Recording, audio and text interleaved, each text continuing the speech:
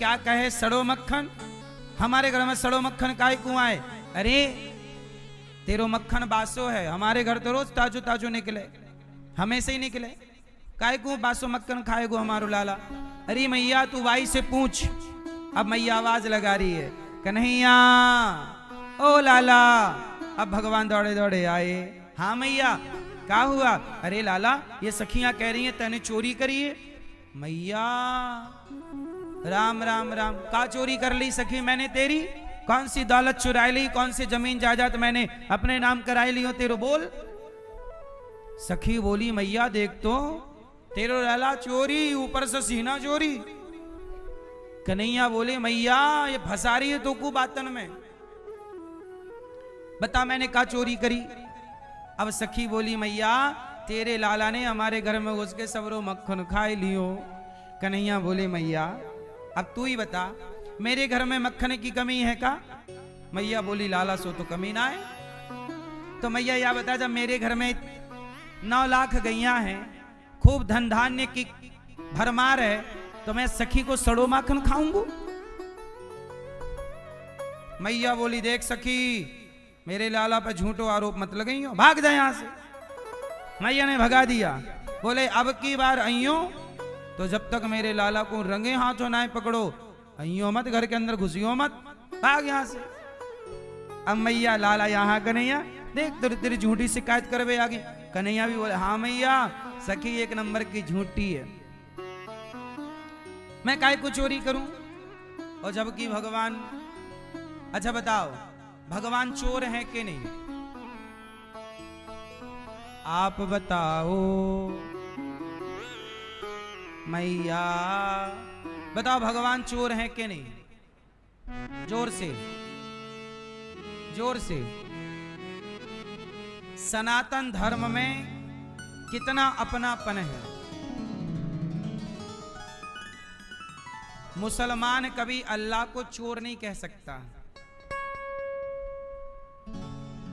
ईसाई कभी यीशु को चोर नहीं कह सकता, लेकिन हम सनातनी ऐसे हैं जो कह सकते हैं कि हाँ हमारे भगवान चोर हैं। क्या चुराते हैं? सबके चित्त को चुरा लेते हैं, सबके मन को। हमारे भगवान को आप चोर कह दीजिए, बुरा नहीं मानते। मुसलमान अपने अल्लाह को चोर नहीं कह सकता, उन्हें डर है अल्लाह बुरा ना मान जाए। पर हमारे भगवान करुणा निधान हैं। हमारे भगवान, जब भृगु ऋषि ने लात मारी भगवान को, तो भगवान ने भृगु जी के चरण पकड़ के कहा भृगु जी हमारे छाती बड़ी कठोर थी, आपके चरण बड़े कोमल थे, कहीं आपको चोट तो नहीं लग गई? चोट तो नहीं लग गई? वाह भगवान जैसे दयालु। भक्त भगवान को लात मार दे तो जैसे माँ बच्चे के लात खाकर भी, छोटा सा बच्चा जब तुम उसकी मालिश करती हो तो तुम्हारा बच्चा ऐसे पांव चलाता है कि नहीं? बोलो हाँ। तुम मालिश करोगी और वो ऐसे पांव चलाता रहता, और उसके पांव या तो माँ की छाती पे लगते हैं या तो माँ के मुंह पे लगते हैं। ये बात सही है कि गलत है? सही है। हाँ, जैसे माँ बच्चे के 100 लात खाकर भी माँ बच्चे से प्यार करती है, ऐसे भगवान अपने भक्त से सदा प्यार करते हैं। माँ कभी अपने बेटे से नफरत नहीं करती। बेटा बदल जाए माँ नहीं बदलती, बेटा छोड़ दे माँ नहीं छोड़ती। गौरी गोपाल वृद्धाश्रम में हमारी माएँ हैं ना, बेटों ने निकाल दिया है, पर हमारी कुछ माएँ ऐसी हैं जो अपने बेटे के जन्मदिन में 100 रुपए लेके मेरे पास आ जाती हैं। बेटा ये 100 रुपए आज संतों की भोजन की दाल में, ये 100 रुपए का मेरी ओर से नमक डलवा देना। संतों को जो भोजन बन रहा है सब्जी में, दाल में, मेरी ओर से नमक। मैंने कहा मैया आज बड़ी खुश हो, क्या बात है? बोले आज मेरे बेटे का जन्मदिन है। माँ को तो याद है ना तारीख। माँ वृद्धाश्रम में है पर 100 रुपए का दान अपने बेटे के लिए कर रही है कि मेरा बेटा सुखी रहे, स्वस्थ रहे। पूत कपूत सुने हैं, पर ना माता सुनी कुमाता। कुपुत्रो जायते क्वचिदपि कुमाता न भवति। पूत कपूत हो सकता है, पर माता बोलो बोलो माता कुमाता नहीं हो सकती। और भगवान का नाम क्या है? त्वमेव माता। हाँ, हमारी माता भगवान है। हम नालायक हो सकते हैं, हम प्रभु को भूल सकते हैं, प्रभु हमें नहीं भूलते। इसलिए हम कितने भी नालायक भक्त होंगे, कितने भी पतित भक्त होंगे, पर हमारे प्रभु की करुणा सदा हम पर रहेगी। इसलिए तुम जैसे हो, इसलिए तो भक्त कहता है, हे प्रभु हाँ मैं मूरख खल कामी, कृपा करो भरता। स्वामी कृपा करो भरता, मैं मूरख खल कामी, कृपा करो। स्वामी कृपा करो भरता, मैं मूरख खल कामी, कृपा करो भरता। ओम जय जगदीश हरे, तुम पूर्ण परमात्मा, तुम अंतर्यामी। स्वामी तुम अंतर्यामी, मैं मूरख खल कामी। हे प्रभु, आप तो करुणा सिंधु हैं, पर मैं कैसा? मैं बड़ा मूर्ख हूं जो आपको नहीं समझ पाया। मैं बड़ा पतित हूं प्रभु। इसलिए संसार के आगे होशियार बने रहना, पर भगवान के आगे सदा प्रभु मैं तो मूर्ख हूं, पतित हूं। मैं थोड़ी कुछ भगवान के आगे कैसे? शरणागति। भगवान के लिए, भगवान के आगे शरणागति। इसलिए भगवान बड़े कृपालु, बड़े दयालु, भगवान बड़े सुंदर। गोपियां शिकायत करती, इसलिए भगवान चोर हैं। क्या चुराते हैं? क्या चुराते हैं? हम सबके मैया क्या चुराते हैं? हैं? हम सब आपके मन को चुराया कि नहीं? आपके मन को चुरा लिया। आजकल के लड़का लड़की कहते हैं लड़की ने दिल चुरा लिया, लड़के ने दिल चुरा लिया। गाना भी गाते हैं दिल चुरा लिया।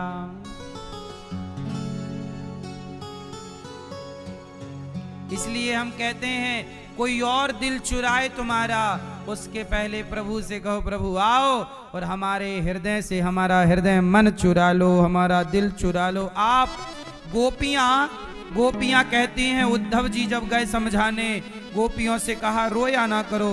गोपियां बोली क्यों ना रोएं, तुम कन्हैया से कहो कि वो हमारा दिल वापस करें। गोपियां बोली कन्हैया से कहो कि वो हमारा मन वापस कर, हमारा मन लौटाएं। ए उद्धव जाओ कन्हैया से कहना वो हमारा मन लौटाएं। क्यों, तुम्हारा मन कहाँ है? तो उद्धव जी से गोपियां कह रही, उद्धव एक हत्यो मन गयो श्याम संग, को आराधे ईश। हे उद्धव, कन्हैया से कहो कि हमारा मन लौटाए। लेके चला गया। अब जब से गया है कहीं और मन लगता ही नहीं, मन है कि केवल कृष्ण में लगा रहता है। अब ये कन्हैया मन लेके चला गया और लौटा भी नहीं रहा,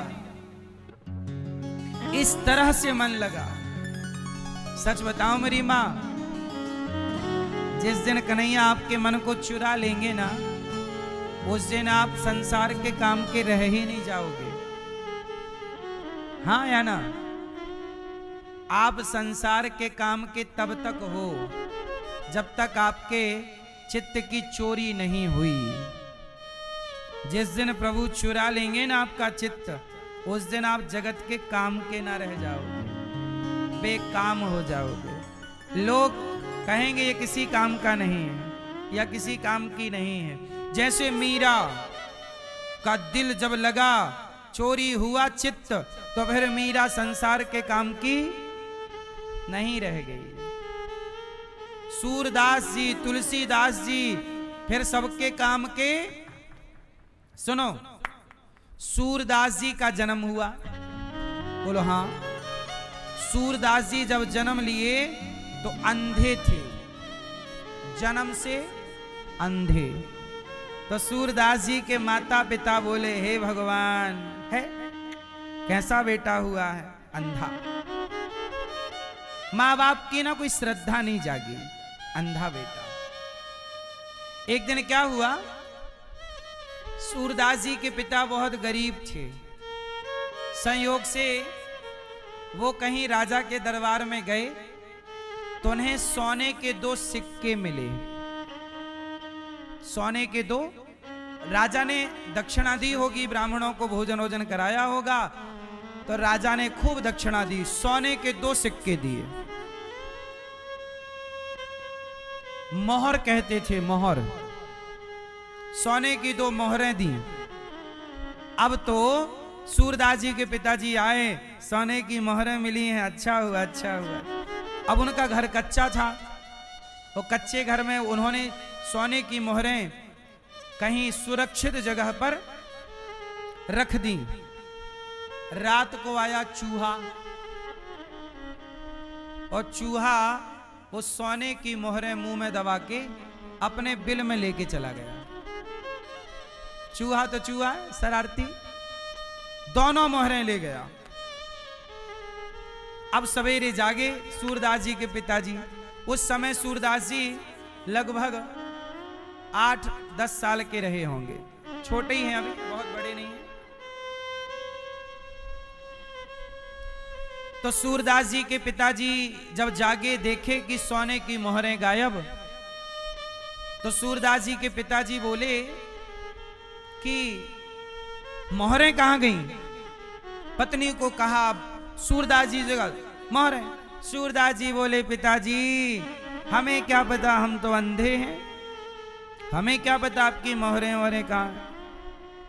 अब तो सूरदास जी के पिता बोले, जब से तू पैदा हुआ है तूने मेरा तो नाश कर दिया, कोई तरक्की नहीं, खाने को रोटी नहीं, तूने जीना हराम कर दिया मेरा। जब से तू आया है शुभ नहीं है, तेरे लक्षण अच्छे नहीं है, तू मर क्यों नहीं जाता? सूरदास जी को कह रहे हैं, सूरदास जी के पिताजी, तेरा आना अपशगुन हो गया, अच्छा नहीं है, तू कब मरेगा, कब जाएगा, कब जाएगा? सूरदास जी बोले, अच्छा ठीक है पिताजी, यदि मैं आपके सोने के सिक्के बता दूं तो आप मुझे घर से जाने दोगे? सूरदास जी के पिताजी बोले, तू सोने के सिक्के बता और जा, कल जाता है, अभी जा, मर। तू पहले सिक्के तो बता, सोना रखा कहां है? सूरदास जी अंधे तो थे, पर भगवान के भक्त होने के कारण उनके भीतर की आंखें खुली थी। उनके भीतर की आंखें खुली थी और वो भक्त थे, सब जान जाते थे।